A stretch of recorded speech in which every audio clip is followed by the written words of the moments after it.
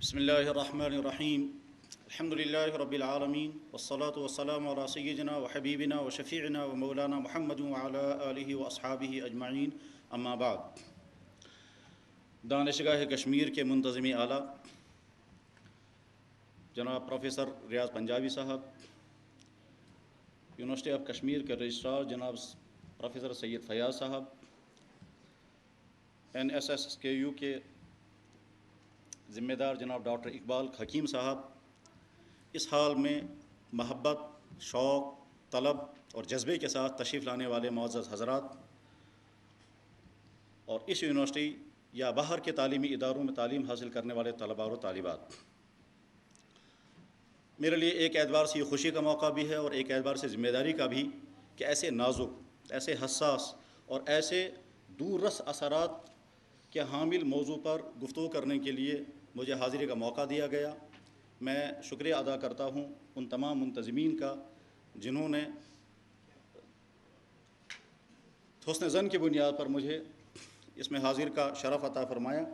اللہ کرے کہ ہم سب کا یہاں یہ جمع ہونا ایک بہترین پیغام پہنچنے کا ذریعہ بنے، اور یہاں کے اس بہت بڑے مسئلے، جس مسئلے کی بنا پر ہزاروں نہیں بلکہ لاکھوں انسان راتوں کو تڑپتے ہیں، دنوں کو روتے ہیں، اور جس کے نتیجے میں یہاں کی بہت بڑی اقتصادیات تباہ ہو جاتی ہیں، جس کے نتیجے میں یہاں کی بہت سارے نوجوانوں کی جوانیاں تباہ ہو جاتی ہیں، اس ایسے موضوع پر یہ سیمینار ایک مفید ترین اور دور رس اثرات کا حامل پہلا قدم ثابت ہو جائے۔ حضرات گرامی، انسان کی زندگی میں یوں تو بہت سارے موڑ آتے ہیں، لیکن سب سے زیادہ عجیب موڑ جو انسان کی زندگی میں ہے وہ ہے کہ جب اس کا نکاح ہوتا ہے۔ یہ وہ موڑ ہوتا ہے کہ جس میں اس کے کندھوں پر ذمہ داریاں بھی آتی ہیں، اس کے لیے خوشیوں کے دروازے بھی کھلتے ہیں، اس کے لیے پریشانیوں کا ایک نیا باب بھی شروع ہو جاتا ہے۔ اس کو آگے وہ خوشیاں بھی ملیں گی جن خوشیوں کا اس نے سوچا نہیں ہوگا، اور وہ پریشانیاں بھی آتی ہیں جن پریشانیوں کا اس کو اندازہ بھی نہیں ہوتا۔ وہ ذمہ داریاں بھی آئیں گی جن ذمہ داریوں کا تھوڑا سا احساس ہوتا ہے، اور وہ ذمہ داریاں بھی اس پر آتی ہیں جن ذمہ داریوں کا اس نے سوچا بھی نہیں ہوتا ہے۔ وہ مرحلہ ہے جب انسان کا نکاح جب ہوتا ہے۔ یہ انسان کی زندگی ایک بہت بڑا موڑ ہے، اور چاہے وہ مرد ہو یا عورت ہو، دونوں کی زندگی کو اتنا زیادہ متاثر کرنے والا اور کوئی واقعہ نہیں ہوتا جتنا بڑا واقعہ یہ ہے۔ ایک پہلو اس کا یہ ہے، اور دوسرا پہلو یہ ہے کہ اس کائنات کے بنانے والے خالق و مالک نے دنیا میں انسانوں ہی کو نہیں بلکہ تمام مخلوقات کے لیے نظام یہ بنایا کہ نر اور مادے سے یہ کائنات آگے چلتی ہے۔ صرف انسان ہی نر و مادے سے آگے نہیں چلتے، بلکہ جانور، پیڑ پودے، ساری باٹنی اسی کو سمجھاتی ہے۔ پالینیشن کا سارا نظام یہی بتاتا ہے کہ نر و مادے کے نتیجے میں آگے نسلیں چلتی ہیں۔ قرآن کریم میں بھی ہے، سبحان الذی خلق الازواج کلھا مما تنبت الارض، زمین سے جو کچھ بھی نکلتا ہے، جو کچھ بھی پیدا ہوتا ہے، اس خدا نے جوڑوں کی شکل میں پیدا کیا، نر بھی ہوگا اور مادہ بھی ہوگا۔ جیسے کائنات کی ہر چیز میں نر اور مادہ ہے، بلکہ ان چیزوں میں بھی جن کی طرف ہمارا ذہن بھی نہیں جاتا ہے، ان کے اندر بھی نر و مادہ ہے۔ اسی طرح سے انسانوں کے اندر بھی خدا نے نر و مادہ رکھا۔ صرف نر یعنی مرد اپنی بیس پر زندگی نہیں گزار سکیں گے، اور صرف عورتیں اپنی بیس پر زندگی نہیں گزار سکیں گے۔ مرد قدم قدم پر عورت کا محتاج ہے، اور عورت قدم قدم پر مرد کی محتاج ہے، اور اس کا پورا اندازہ اس وقت ہوتا ہے کہ جب 50-60 سال کی زندگی میاں بیوی گزارنے کے بعد ایک جدا ہو جاتا ہے، تب وہ بتاتا ہے کہ اب میرا کیا کھویا ہے۔ اور سب کچھ ہونے کے باوجود بھی اس وقت انسان کہتا ہے میرا ساتھی مجھ سے بچھڑ گیا، چاہے تمام راحتیں اسے میسر ہوں، مگر ذہن کا سکون ہل جاتا ہے، اور اس کے بعد وہ سکون واپس اس کو نہیں ملتا۔ ہمارے گھروں میں بوڑھے والدین جب دو میں سے ایک گزر جاتا ہے تو بوڑھا والد چاہے اس کی بہویں کتنی ہی خدمت اس کی کریں، لیکن بار بار آہیں بھر بھر کر کے اپنی اس بیوی کو یاد کرتا ہے جو اب اس کی خدمت کے قابل رہی بھی نہیں ہوتی ہے، لیکن پھر اسے یاد کرتا ہے۔ اور بوڑھی عورت اپنے اس بوڑھے شوہر کو جو گزر چکا ہوتا ہے، باوجود اس کے بیٹے بہت زیادہ خدمت کرتے ہیں، مگر اپنے شوہر کو یاد کر کر کے روتی ہے، کاش میرا وہ سر پوش ہوتا، سر ڈھکنے والا ہوتا۔ اس وقت اندازہ ہوتا ہے کہ میاں بیوی کا ایک دوسرے کے لیے ہونا کس قدر ضروری ہے۔ نکاح جیسا کہ میں نے عرض کیا وسیع الاثرات اقدام ہے۔ اس کے اثرات انسان کے مذہب پر، انسان کی صحت پر، انسان کے دماغ پر، انسان کی معاشیات پر، انسان کی گھریلو زندگی پر، انسان کی اقتصادی زندگی پر، اس کی سماجی زندگی پر کوئی پہلو ایسا نہیں ہے جس پر اس نکاح کے اثرات نہ پڑتے ہوں۔ لیکن جب یہ نکاح مشکل ہو جاتا ہے تو اس کے الٹے اثرات بھی انسان پر ویسے ہی مرتب ہوتے ہیں، اور اس کا مشاہدہ بھی ہم چاروں طرف کرتے ہیں کہ نکاح کے مشکل ہونے، شادیوں کے مشکل ہونے کے برے نتائج ہماری زندگی کے ہر شعبے پر، صحتوں پر، مذہب پر، دماغی سرگرمیوں پر، تعلیمی اداروں پر، سماجی معاملات میں، ہر جگہ کس طرح سے اس کے برے اثرات مرتب ہو رہے ہیں وہ سب ہم سب کے سامنے ہیں۔ حضرات، نکاح کیوں رکھا گیا ہے؟ تو اس کی پہلی اور بنیادی وجہ نکاح رکھنے کی ہے وہ یہ کہ نسلوں کی بقا جو ہے وہ نکاح ہی کی بنیاد پر ہوگی۔ 2 منٹ کے لیے اگر ہم ایسے سماج کا تصور کریں جس میں نکاح نہ ہوتا ہو، تو مرد اور عورتیں اگر بالفرض سرسری طور پر آپس میں ملیں اور ملنے کے بعد پھر جدا ہو جائیں تو اگلی جو نسل آنے والی ہے اس کا ذمہ دار کوئی نہیں ہوگا۔ وہ مرد جس نے چند لمحے اپنی ضرورت پوری کر لی، اس کے بعد پھر اگر عورت حاملہ ہو جائے گی اور اس عورت حاملہ ہونے والے پیدا ہونے والے بچے کا آگے مستقبل سنوارنے والا، بچانے والا اس کا کوئی نہیں ہوگا۔ آگے وہ عورت بھی چاہے گی کہ اب یہ بوجھ میرے سر پر نہ رہے، چنانچہ ایبارشن ہونے لگیں گے۔ اس لیے نسل انسانی کی بقا کے لیے نکاح کو رکھا گیا۔ تو پہلا مقصد جو نکاح کا ہے وہ ہے کہ انسانی نسل باقی رہے گی اسی بنیاد پر، لہذا نکاح رکھا گیا۔ اور دوسرا بہت بڑا مقصد اس کا، اسی کے ذریعے سے خاندان وجود میں آتے ہیں۔ اگر نکاح نہ ہوتا تو خاندانی وجود میں نہیں آتے۔ جب ہم کہتے ہیں کہ یہ ہمارا باپ ہے، یہ ہماری والدہ ہیں، یہ ہمارا چچا ہے، یہ ہمارا ماموں ہے، اس کے بیچ میں نکاح ہی کام کرتا ہے۔ ایک اجنبی مرد کا ایک اجنبی عورت کے ساتھ جب نکاح ہو جاتا ہے، یہ دونوں میاں بیوی بن جاتے ہیں۔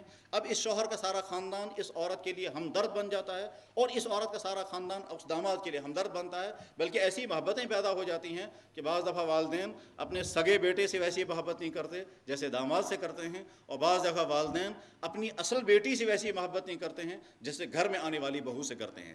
سمجھدار ساس یہ کہا کرتی ہے کہ اب بیٹی میری وہ نہیں ہے جو میرے پیٹ سے پیدا ہوئی ہے، بیٹی اب وہ ہے جو میرے گھر میں آئی ہے، وہ تو پرائے کی بیٹی ہے۔ اور سمجھدار والدین جو ہیں وہ کہتے ہیں کہ اب بیٹا تو ہمارا جو کچھ تھا وہ ہے، لیکن اس کے گھر میں جو اس کی بیوی بن کر کے آئی ہے یہی ہمارا سب کا سرمایہ۔ تو غرض اجنبی جو ہیں وہ آپس میں محبتوں کے ساتھ جڑ جاتے ہیں، اس کے بعد وہ خاندان اس خاندان کا ہمدرد اور یہ خاندان اس خاندان کا ہمدرد، اور اسی کے نتیجے میں معاشرہ وجود میں آتا ہے۔ تو نکاح کے ذریعے سے در حقیقت معاشرہ وجود میں آتا ہے۔ اور تیسرا بہت بڑا مقصد وہ یہ ہے کہ جیسے خدا نے انسان کو بھوک اور پیاس اور سردی اور گرمی کو محسوس کرنے کی طاقت رکھی ہے، بھوک لگتی ہے انسان کو کھانا چاہیے، پیاس لگتی ہے انسان کو پانی چاہیے، سردی لگتی ہے انسان کو کپڑا چاہیے، غرض ہے کہ جیسے انسان کی طرح طرح کی ضرورتیں ہیں، ٹھیک اسی طرح سے خدا نے اس انسان، چاہے وہ مرد ہو وہ عورت ہو، ان کے اندر جنس کی چاہت بھی رکھی ہے، سیکس رکھا ہے۔ یہ کوئی شرم کی چیز یقیناً ہے، لیکن اس کے ساتھ ساتھ ایک بہت بڑا مسئلہ ہے۔ یہ کیوں خدا نے رکھا؟ وہ اس لیے کہ اگر یہ چیز نہ رکھی جاتی تو جیسے انسان خدا کے بے شمار حکموں کو سننے کے باوجود پورا نہیں کرتا، جیسے انسان خدا کے بہت سارے حکموں کو رونگتا ہے، توڑتا ہے، اسی طرح سے اگر صرف حکم دیا جاتا ہے مردوں کو تم عورتوں سے ملو، اور عورتوں کو حکم دیا جاتا ہے مردوں سے ملو، اور اس میں چاشنی نہ رکھی گئی ہوتی تو ہو سکتا ہے قدم قدم پر مرد اور عورتیں اس خدا کے حکم کو پورا نہ کرتے۔ اس لیے اس میں چاشنی رکھی گئی، لذت رکھی گئی، جس کے نتیجے میں مرد ہر وقت عورت کی طرف متوجہ رہتا ہے اور عورت ہر وقت مرد کی طرف متوجہ رہتی ہے۔ لہٰذا یہ جو خدا نے انسانوں کے اندر جنسی چاہت رکھی ہے، اس جنسی چاہت کو صحیح طریقے سے پورا کرنے کا انتظام، اسی کا نام ہے نکاح۔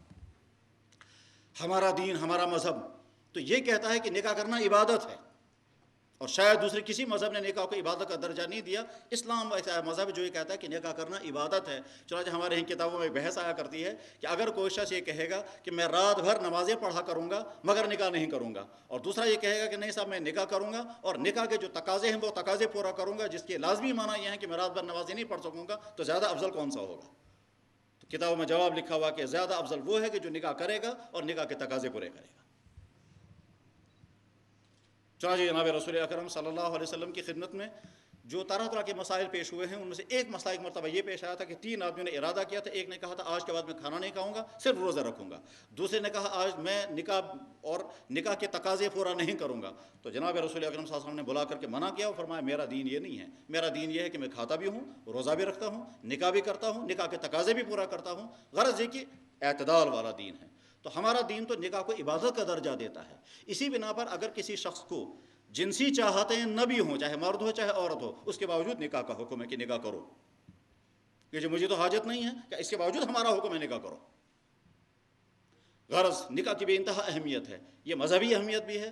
اچھا، اگر کسی انسان نے مذہبی اہمیت نہیں، اس کے بعد مذہبی اہمیت کی بنیاد پر نہیں، لیکن اخلاقی بنیاد پر اگر وہ نکاح مذہبی اہمیت کی بنیاد پر وہ یہ سمجھتا ہے کہ اگر میں اخلاقیات کے اعتبار سے محفوظ ہوں، جسمانی اعتبار سے محفوظ ہوں اور نکاح نہ کرے، تب بھی اس کے برے اثرات اس کے صحت پر پڑیں گے، اس کے نفسیات پر پڑیں گے، بلکہ جسم کے اندر پیدا ہونے والی بہت ساری قوتیں اسی غرض کے لیے ہیں تاکہ آگے چل کر انسان نکاح کرے. اور اگر نکاح نہیں کرے گا تو جسمانی بہت ساری قوتیں ضائع ہو جائیں گی، ذہنی سکون بہت سارا چھن جائے گا اگر نکاح نہیں ہوگا. غرض نکاح کے اثرات انسان کی زندگی کے ہر شعبے پر پڑتے ہیں. اسی بنا پر اسلام نے اس کو آسان سے آسان تر کیا، اور یہ فطرت کا ایک بہت بڑا اصول ہے. جس چیز کی انسانوں کو جتنی زیادہ ضرورت ہے اس چیز کو خدا نے اتنا آسان رکھا ہے. پانی کی بے انتہا زیادہ ضرورت ہے، اتنا آسان رکھا. ہوا کی بے انتہا ضرورت ہے، بالکل آسان رکھا ہے. سونے کی ضرورت نہیں ہے، مہنگا کر دیا.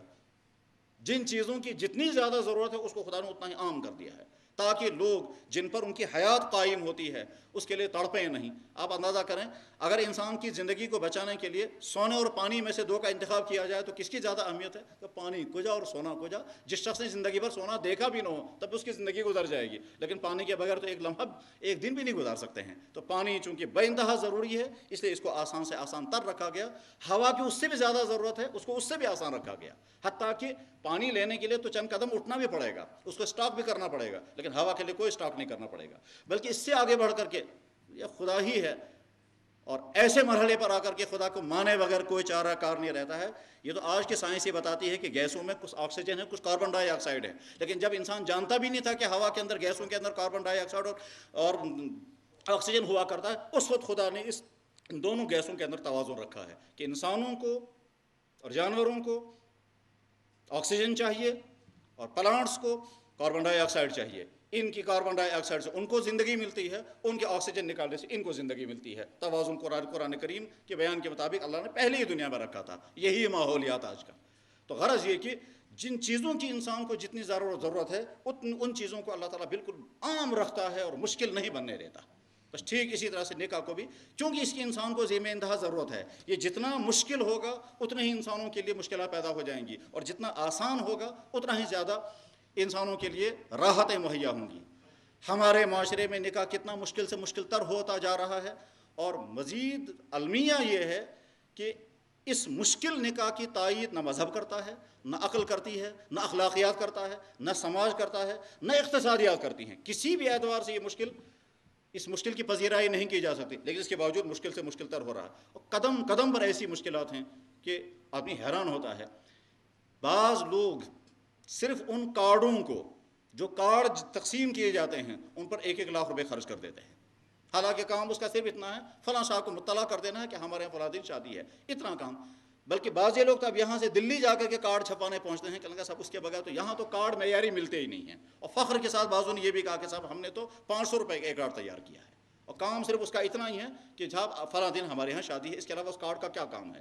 تو اس پر جو طرح طرح کی میناکاریاں ہیں اور بہت قیمتی اس پہ لفافے لگائے جاتے ہیں، ظاہر ہے یہ مشکل اپنے لیے مشکل پیدا کر دے. پھر ایک ایک مرحلے پر جتنی رسمیں پیدا کی جا رہی ہیں اور فضول خرچیوں کے ساتھ ہیں، اس کے نتیجے میں یہاں کی اقتصادیات کو جتنا نقصان ہوتا ہے شاید اتنا نقصان اور کسی چیز سے نہیں ہوتا. بلکہ میں خود بھی یہ سمجھتا تھا، اور میرے ایک بہت دردمند بھائی نے بتایا کہ لگے یہاں جتنا کرپشن ہے اس کرپشن کا مین روٹ یہ شادیاں ہیں. کیونکہ ایک آدمی جب سوچتا ہے اب صاحب میری بیٹیاں پیدا ہو گئی، اب مجھے بچے ہو گئے،